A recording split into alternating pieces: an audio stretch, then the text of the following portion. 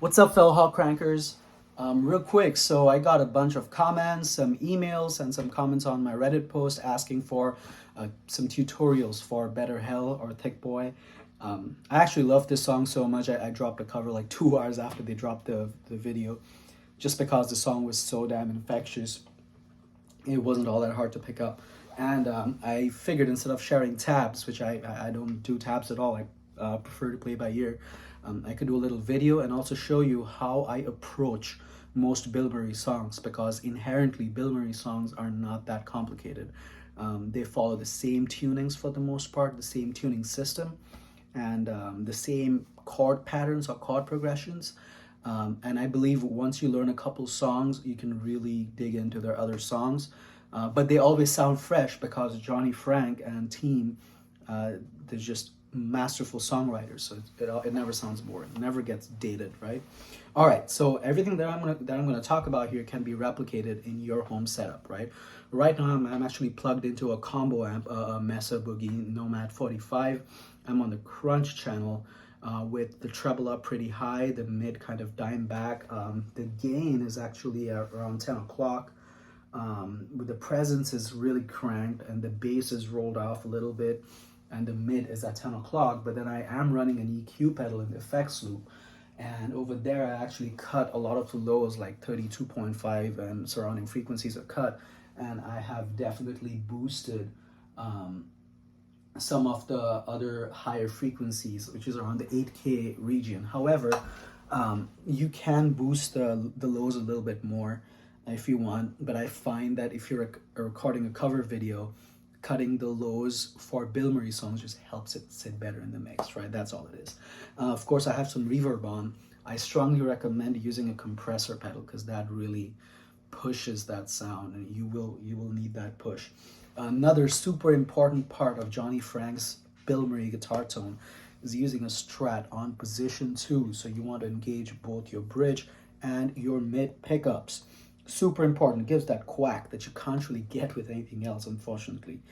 So yeah, try and get your hands on a Strat. Cheap ceramic single coil Strats, cheaper the better. The ice picky quality is actually what you want here. Okay, so given all that yabbering out of the way, this is what it kind of sounds like right now. I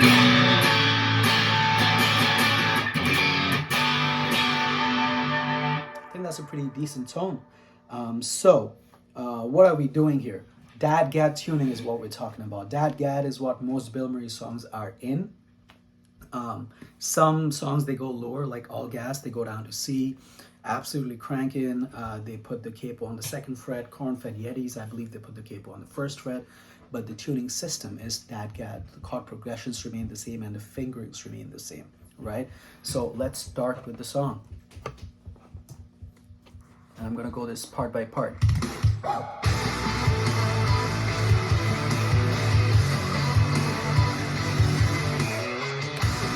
Perfect. So, what's going on here? Let's do that again.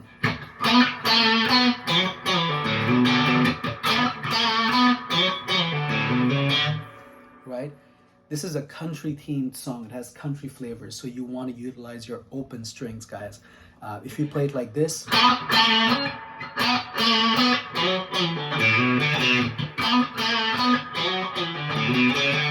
yeah, it's not going to sound great, right? So you want to use your open strings.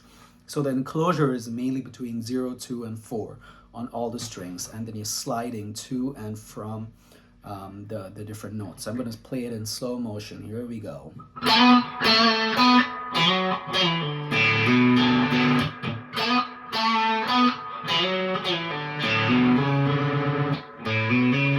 See that? Let that dissonance ring out a little bit, and then I do that little ghost note just for that added flavor, that added percussiveness, that bounciness, right?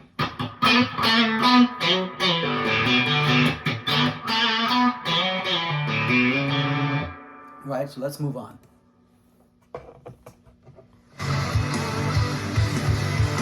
Talk about you.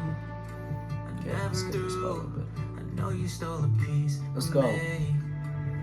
So when that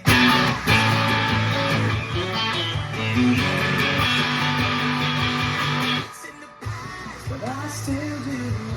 No, I'm not in heaven yet, but it's a better hell than you. Okay, I'm getting carried away. All right, let's focus.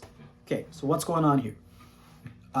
So this is basically how Johnny Frank likes playing his chords a lot. The basic chord progression is B minor, A major, F sharp minor, G major. Write that down, right? But since you're playing in DADGAD, you get some lovely open strings that give extensions to those chords, which gives life to those chords. So I think this is what the chords sound like with that tuning. Let me roll off the volume a little bit.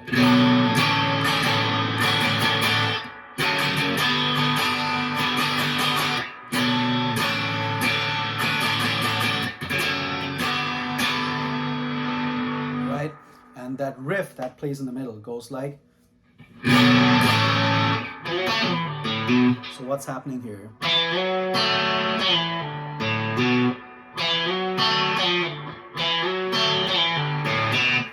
Right?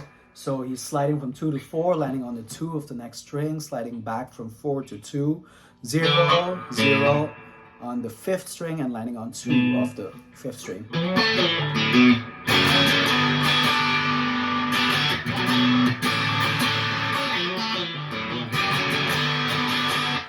However, when I heard Will Carlson, one of the producers, one of the main guys behind Bill Murray, share some of the stems on Instagram, it appeared that instead of actually playing the B minor and E major on the clean guitars, he was instead focusing on the higher registers, right? So it was sounding like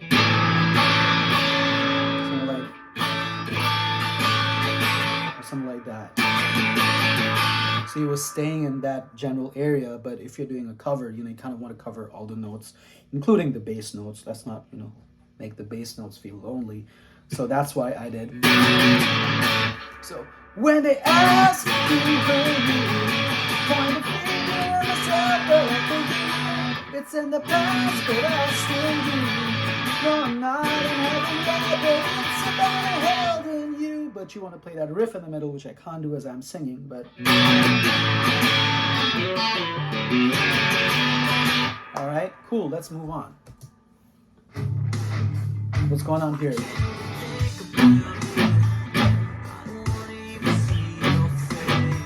Very simple.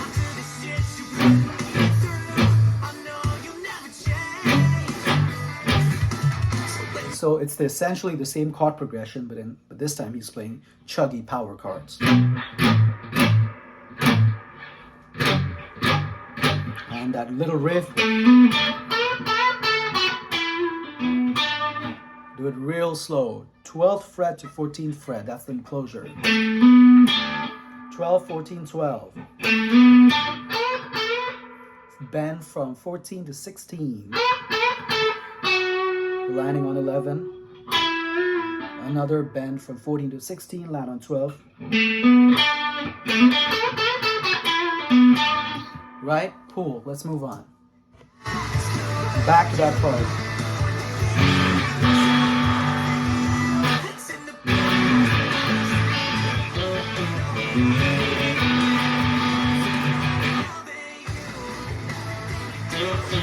Back to the riff.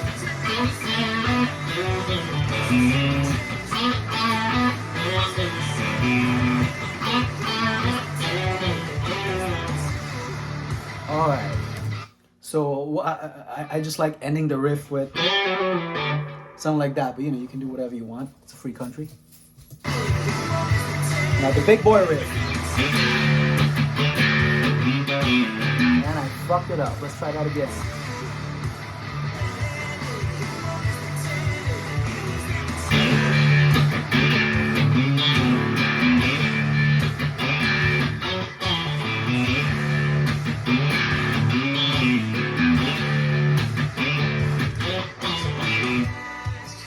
Fucked it up a little bit less, but hey, that's what you get. Okay, so what's happening with the big boy riff? That's the Thicc Boy riff. How about that? So it's an octave for the first part. You slide into the octave. So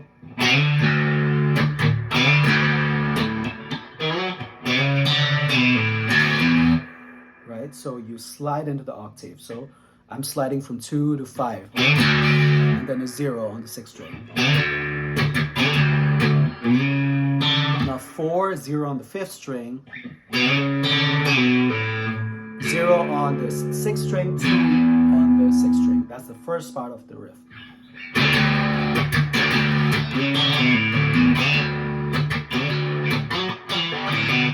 And the second part of the riff is just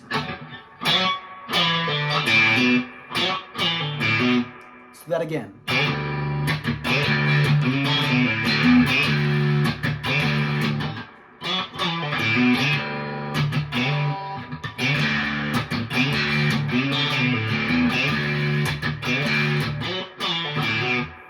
Right? So slow motion.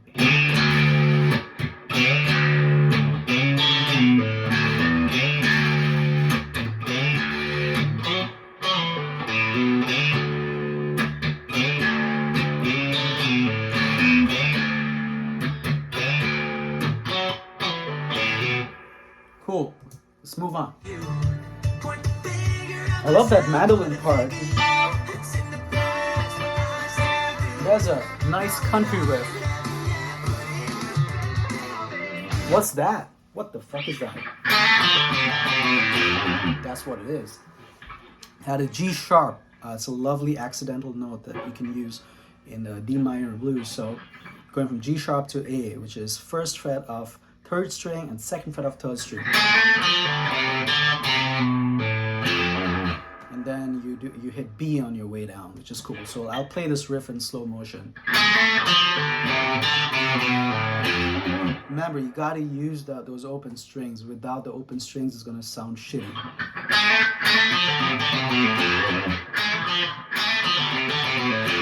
You know, you play some nice bendy licks before that, but it's really fun playing this.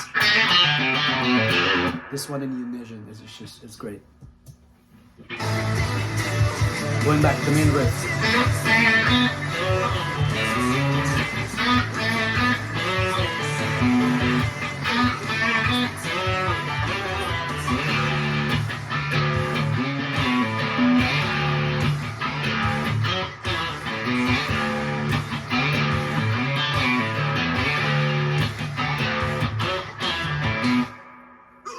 Beautiful. So it goes back to that main Thicc Boy riff, really. And then the song ends. So yeah, I hope you guys had fun learning the song. Remember, when you're playing these chords, those are the, oh great, I had switched to my bridge pickup and I didn't even know. Let's try that again. But when you are playing the riffs, right, especially the Thicc Boy riff, you want to be on your bridge pickup for that attack.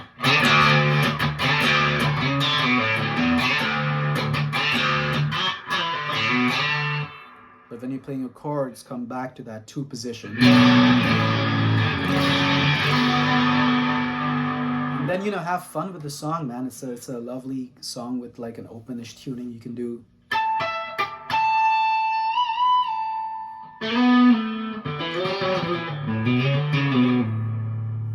You can do stuff.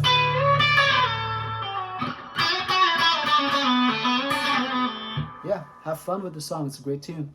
Cheers.